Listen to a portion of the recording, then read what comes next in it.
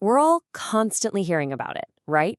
The AI revolution is here, and it's supposed to be transforming everything. But is that the whole story?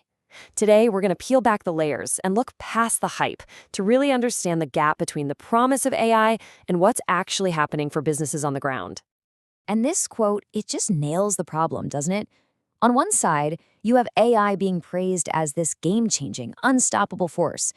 But on the other side, you've got a whole lot of business leaders who are, well, they're not quite sold.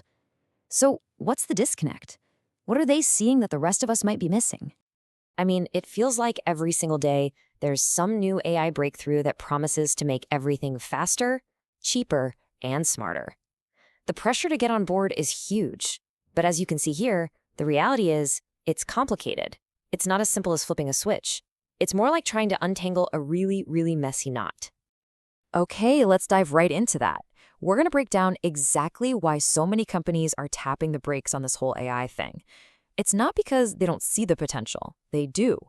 It's because they also see the very real, very difficult obstacles standing in the way. So when you really dig in, it all pretty much boils down to these four major hurdles.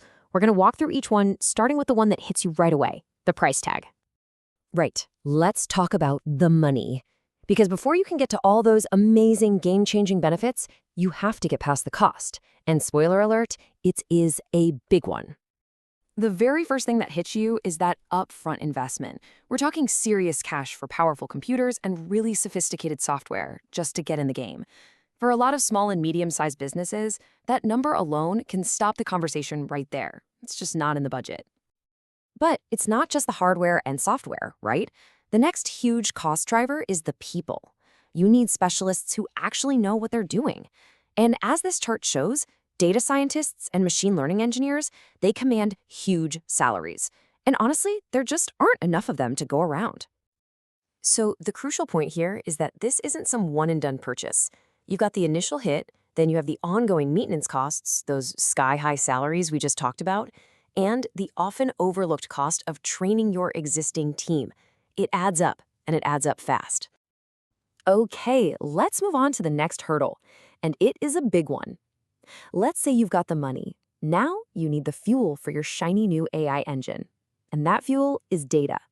But getting the right kind of data, well, that's a whole other can of worms. And this right here, this shows you the fundamental mismatch perfectly. On the one hand, you have the AI model, and it is hungry. It needs massive amounts of squeaky clean, perfectly organized, high-quality data. On the other hand, you have what most businesses actually have, a messy jumble of incomplete information scattered across a dozen different systems. Trying to bridge that gap is a monumental task. And you know, just when you think you've got the data sorted, you walk right into a legal and security minefield. You've got to deal with complex privacy laws. You've got to protect it all from getting hacked because a single mistake, one data breach, can cause unbelievable damage to your reputation and your bottom line. Okay, so let's say you've somehow secured the funding and you've wrestled your data into shape. That brings us to our final two hurdles, and they're really intertwined. The sheer technical complexity of it all and the massive unknown risks around trust and reliability. You hear a lot about these large language models, or LLMs. Think things like GPT-4. They are incredibly powerful, but, and this is a big but, building one yourself, forget about it. It's just not going to happen for 99.9% of companies. The computing power, the level of expertise needed, it's on a whole other planet. And this gets to a massive headache, the integration problem. You've got this cool, brand new AI tool, but you have to somehow make it work with your creaky 10-year-old inventory system. Trying to force those two things to play nice can be an absolute nightmare. And if you get it wrong, you could bring your entire operation to a grinding halt. Which of course leads us to maybe the biggest, most fundamental question of all. Even if you get all the tech working perfectly, can you actually trust the answers it gives you? This is what people call the black box problem. The AI can spit out an answer, but a lot of the time it can't explain how it got there. Now imagine you're in a critical field like finance or healthcare. Are you really going to bet your company on a decision that you can't understand? No way. That lack of transparency creates a huge trust deficit.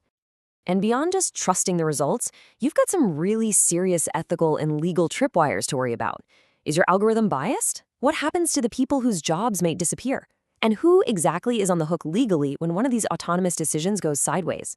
These are not small questions. They have massive real-world consequences. So, after laying out all of these hurdles, it might sound like AI is just this impossible mountain to climb. But that is absolutely not the message here.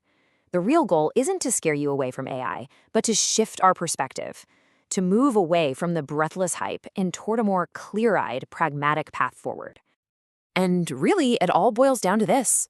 Success with AI isn't about chasing the latest trend or jumping on a bandwagon. It's about taking a step back and doing a really careful, really honest assessment of the true costs, the real-world complexities, and the actual, achievable benefits for your specific business. And that leaves us with this final question, one that every business leader really needs to ask themselves. After weighing all the hype against the hard realities we've talked about, where does AI truly fit for you right now? Is it a practical tool you can actually deploy today? Or is it more of an aspirational goal for down the road? The answer, of course, is going to be different for everyone.